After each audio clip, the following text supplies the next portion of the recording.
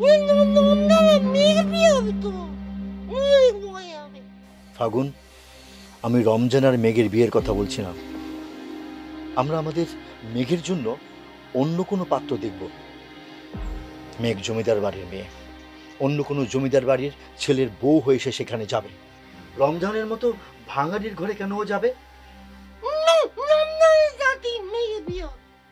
নন্দন ভালো, নন্দনের জাতি বিয়ে না হলে আমি সবাই কিন্তু একদম খুঁজে কিন্তু গুলি করে দেবো কিন্তু। মারবো। ফাগুনের মাথায় রমজান এসব কথা ঢুকিয়ে দিয়েছে।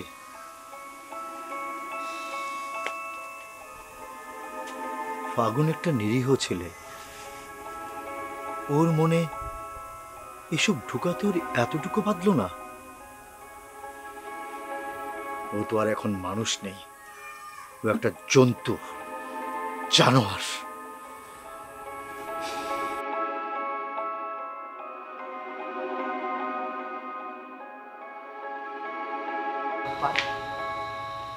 তোমার সাথে একটা কথা বলা খুব জরুরি।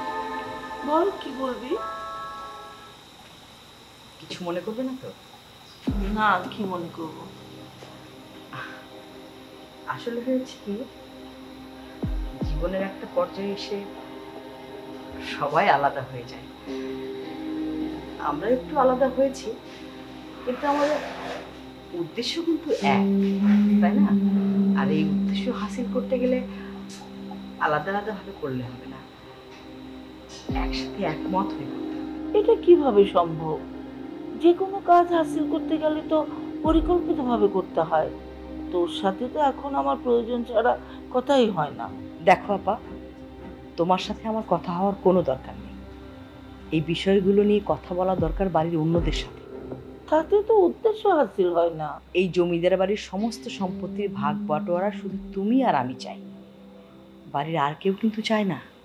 ওদেরকে বোঝাতে হবে ভাগ বাটোয়ারা হলে আমাদের কি লাভ, ওদেরকে আমাদের দলে ফেরাতে হবে। এভাবে কি কাজ হবে? সারা জীবন তো এই বাড়িতে শুধু কথার খেলাই খেলে গেলাম, কিছুই তো হলো না। হবে আপা, এবার হবে। আমার মন বলছে নিশ্চয়ই হবে। যে মানুষ নিজের আধিপত্য ধরে রাখার জন্যে নিজের স্বামীকে খুন করতে পারে, তার প্রতি আস্থা রাখা যায় না ছোট। সেটা তুমি সত্যিই বলেছ। তবে তোর কথা মতো এগুলো যেতে পারে। বুড়ির সব নাতি নাতনিকে যদি বুড়ির বিপক্ষে দাঁড় করানো যায়। একদম ঠিক বলেছ আপা, বাড়ির সবাইকে যদি বুড়ির বিপক্ষে আনা যায় তাহলে সবকিছু করা সম্ভব। আমি আমার দিক থেকে সবার সাথে কথা চালিয়ে যাব। আমিও কথা বলবো, কিন্তু আপা সময় নিলে চলবে না, খুব দ্রুত করতে হবে।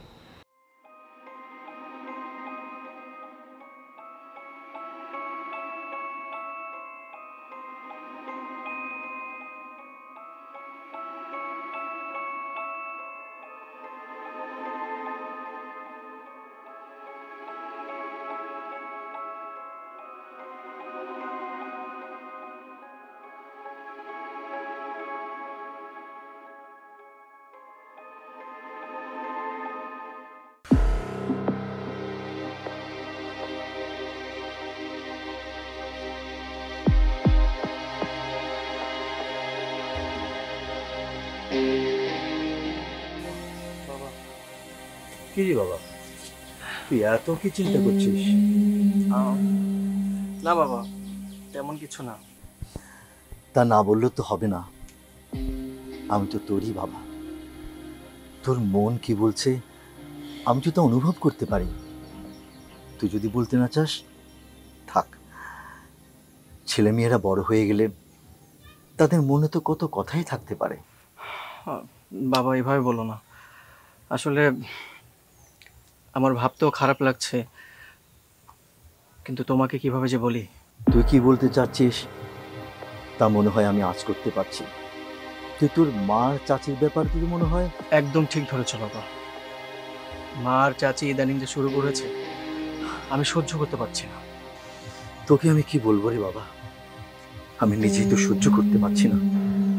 আমি আমার এই জীবনে আমাদের এই জমিদার বাড়িতে কখনো ভাঙনের শব্দটি শুনিনি।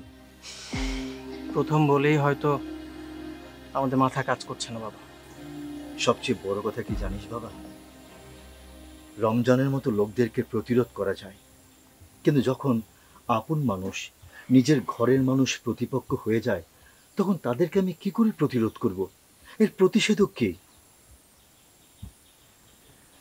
বাবা, আমার কেন যেন মনে হচ্ছে মার ছোট চাচি সম্পত্তি নিয়ে যে ঝামেলা শুরু করেছে, এর পেছনে রমজানের হাত আছে।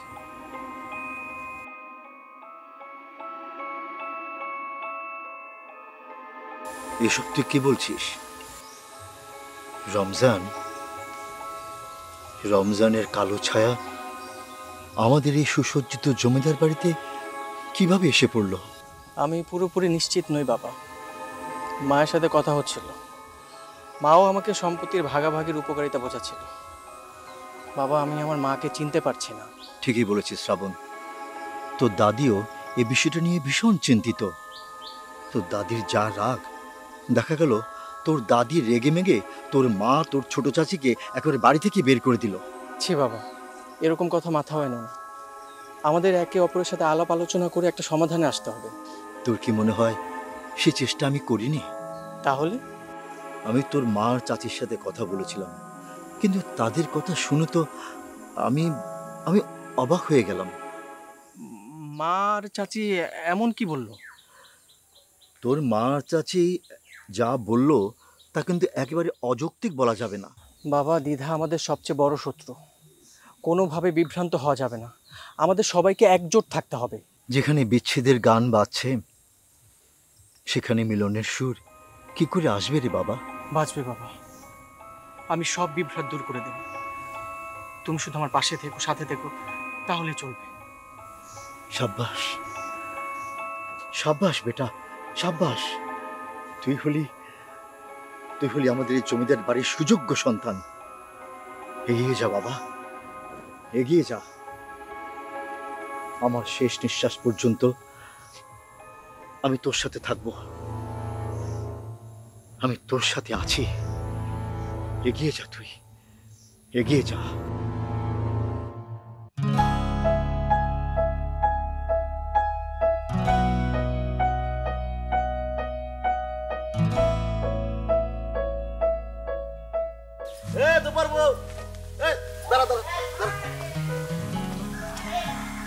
কি কাশিম ভাই, তোমাদের কোনো কাপড় চোপড় আছে নাকি? থাকলে দাও, লয়া যাই। তুই যে কি কস না, আমরা হইতেছি গরিব মানুষ।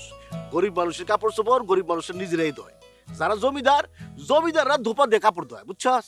কি কও কাশিম ভাই, জমিদারকে জমিতে চাষ করে তোমার জমিদারি করানোর মতো অবস্থা নাই। কেমনে থাকবো ক? ফসল যা ফলায় তার বেশিরভাগই জমিদার নিয়ে যায়। জমিদাররা তো ভাগ লইবই। তাগে জমিতে তোমরা ফসল চাষ করতেছো, আর তাগে ফসলের ভাগ দিতে হইব না? না, তোর এই কথাটা ঠিক না। এখন এই জমির মালিক হইতেছি আমি, কারণ মুখে মুখে এই জমি আমাকে নামে লিখে দেওয়া হয়েছে। আচ্ছা থাকো কাশিম ভাই, এখন এইসব নিয়ে কথা কইতে ভালো লাগতেছে না। আরে থাম থাম থাম, কাম তো সারা জীবনে করবি, কিন্তু নিজের অধিকারটা এখন বুঝে নিবি না। নিজের অধিকার? কিসের অধিকারের কথা কইতেছো? শোন, তুই আর তোর জামাই একটা জমিতে থাকস, তাই না? আর ওই জমিটার মালিককে তোরা জানো, জমিটার মালিক হইতেছে জমিদার। কিন্তু আসলে দেখা গেছে ওই জমিটার মালিক জমিদার না, জমিদারের ওই কোনো কাগজপত্রই নাই। সেটা আবার কেমন? আমরা যে বাড়িতে থাকি এই বাড়ির মালিক তো আমরা না। অবশ্যই তোরা, 100 বার তোরা।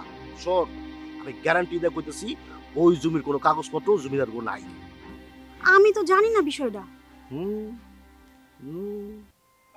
না না না না, না জানলে চলবো না, জানতেইব।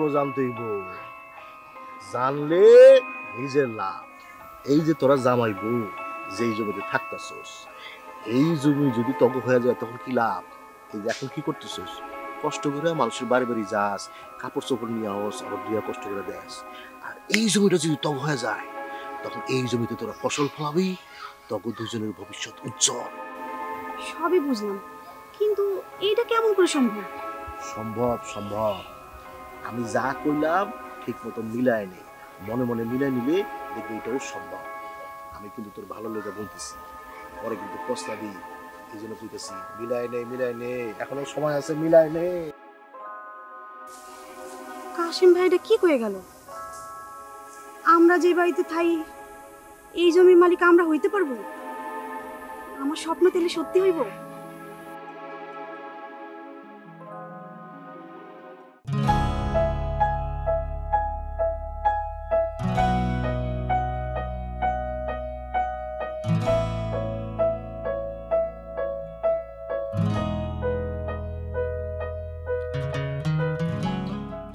বউ আইছো? কাপড় চোপড় কিছু আনছো? ওই মাত্র লয়ে আইলাম। আচ্ছা আচ্ছা, একটা কাজ করো, গাটলাই যাইয়া এমনই সাবান পানি দিয়া ভিজাই রাখো। কি আর করবা কও, এগো কাম করি তো আমাকে খাইতে হয়, কাজ করলেই তো কটা টাকা পাই, তাকে খুশি রাখতে হইব না? কি কও? আমার ঘরে কি সারা জীবন ওই জমিদার বাড়ির খুশি মতো চলা লাগবো? আমরা কি কোনোদিনও আমাকে স্বাধীন মতো চলতে পারুম না? কি কইলা তুমি? এই কি কইতে চাও? তেমন কিছু না, আমার একটা সত্যি কথা কবা? সত্যিটা জানা থাকলে কমু। আচ্ছা, এই বাড়ির জমির কোনো কাগজপাতি তোমার কাছে আছে? কাগজপত্র মানে? জমি জমার কাগজপত্র দিয়ে তুমি কি করবা? না, আসলে আমি কইতেছিলাম কি, এই বাড়ির কাগজপত্র যদি আমাদের কাছে থাকতো, যদি আমাদের জমি হতো, তাহলে কি আমাদের ওই জমিদার বাড়ির অধীনে থাকা লাগতো? তাহলে তো তুমি আমি আমাকে ইচ্ছা মতো থাকতে পারতাম, তাই না কও? আরে এইসব তুমি কি কইতাছো? তোমার মাথা মুথা কি নষ্ট হইছে? কেন আমার মাথা কেন নষ্ট হইতে যাবে? ভালো থাকতে চাও কি অপরাধ? ভালো থাকা অপরাধ না, জমিদার বাড়ির বিরুদ্ধে প্রশ্ন তোলাটাই অপরাধ। আমি তো কোনো প্রশ্ন তুলি নাই, শুধু তোমার কাছে জানতে চাইছি যে এই জমির কাগজপাতি কই। আরে এই কাগজপত্র দিয়ে কি করবা তুমি? হ্যাঁ, যদি দেখি এই জমি আমাগোর নামে, তাহলে তো জমিদার বাড়ির আওতায় আমাদের থাকার দরকার নেই, তাই না? এই জমিদার বাড়ির বিরুদ্ধে যদি আরেকটা কথা বল, তাইলে কিন্তু তোর খবর আছে। আরে জমিদাররা হইছে এই দেশের রাজা, সারা দেশ একদিকে, জমিদাররা একদিকে। এই সহজ কথাটা যত তাড়াতাড়ি বুঝবি, ততই তোর জন্য মঙ্গলজনক, বুঝছস?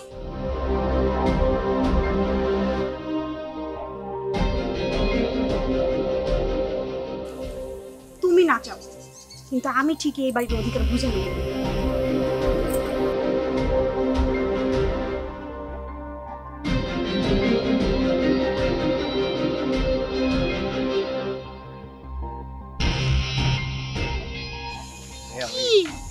তোমার সাথে জরুরি একটা কথা আছে।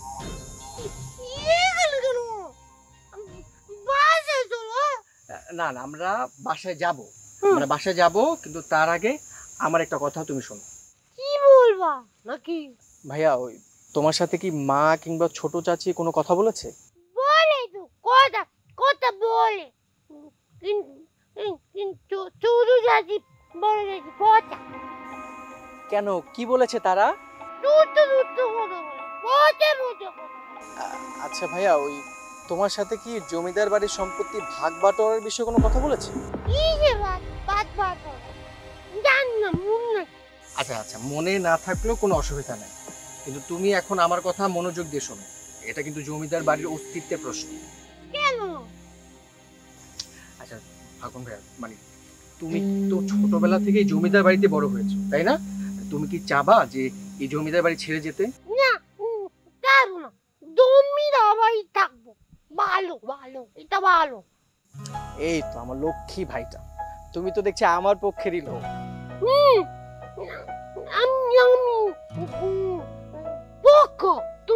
জমিদার বাড়ি, হ্যাঁ তা তো ভালোই, কিন্তু ফাগুন ভাইয়া, যদি তোমাকে কেউ বলে যে জমিদার বাড়ির সম্পত্তি ভাগাভাগি হলে ভালো হয়, জমিদার বাড়ি ভেঙে ফেললে ভালো হয়, তখন তুমি কি বলবা?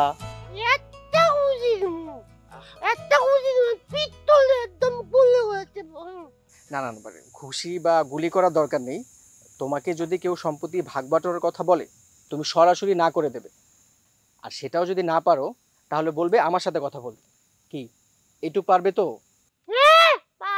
আমি সব বুঝি, আমি অনেক বুদ্ধিমান। একদম ঠিক বলছো।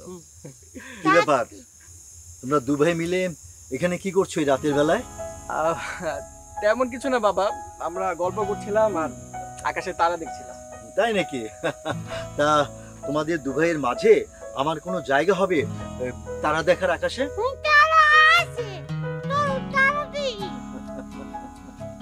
চলো এবার বাড়ির দিকে যাই। হ্যাঁ, দেখতে দেখতে যাবো। চলো চলো চলো আয়, চলো, আয়, চলো।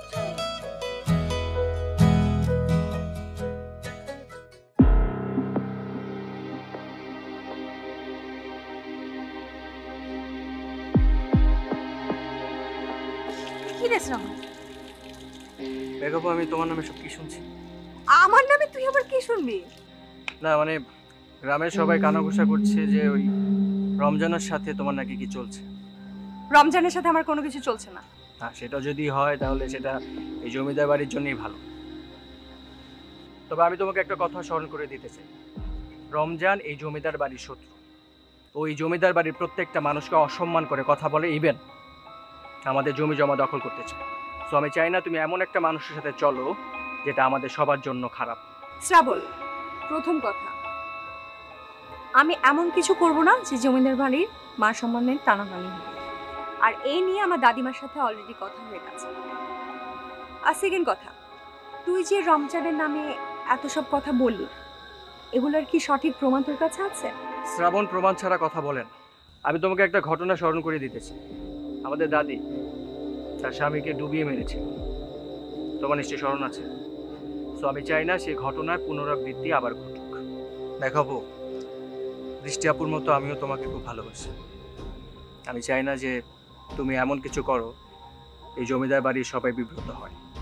আশা করি তুমি কথাটা মনে রাখবে।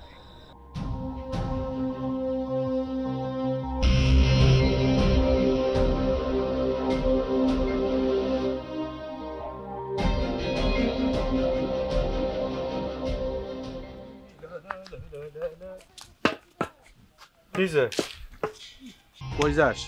সরকারি রাস্তা, যার যখন খুশি যেদি খুশি যাইতেই পারে।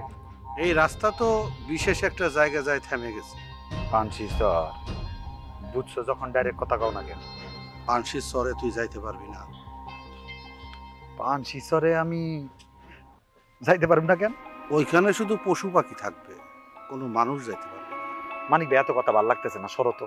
আমার পথ আটকাইছো কেন? আমি পানসি স্যারে যামু সরো। কইছি না ওটা যাওয়া যাবে না, ওটা তো জমিদারের জমি। জমিদারের কইলেই সব জমি জমিদারের হয় না। এই জমি পানসির স্যার কোনোদিনই জমিদারের ছিল না। জমিদার যখন বাইচা ছিল তখন ওই বাইজির নামে সবকিছু লিখা দিছে, বুঝছো? আর ওই বাইজির কাছ থেকে এই রমজান নগদ টাকা দিয়া দলিল কইরা জমিগুলা কিনা লইছে। তাই তাহলে তো তোর ওই জমির দলিলটা আমার দে।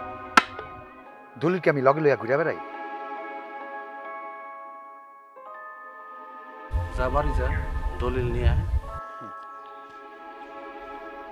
অবাক লাগে, টাকা দিয়ে জমি কিনছি, তেজপাতা দিয়া না। আর আমার কেনা জমিতে আমার যাইতে দিব না। জমিদারের নেরি কুত্তা। আবার কনা জমিদারের নেরি কুত্তা। বাহ, তাহলে তো তোরে এখন মানিক লাঠিয়ালের জিনিসটা দেখ।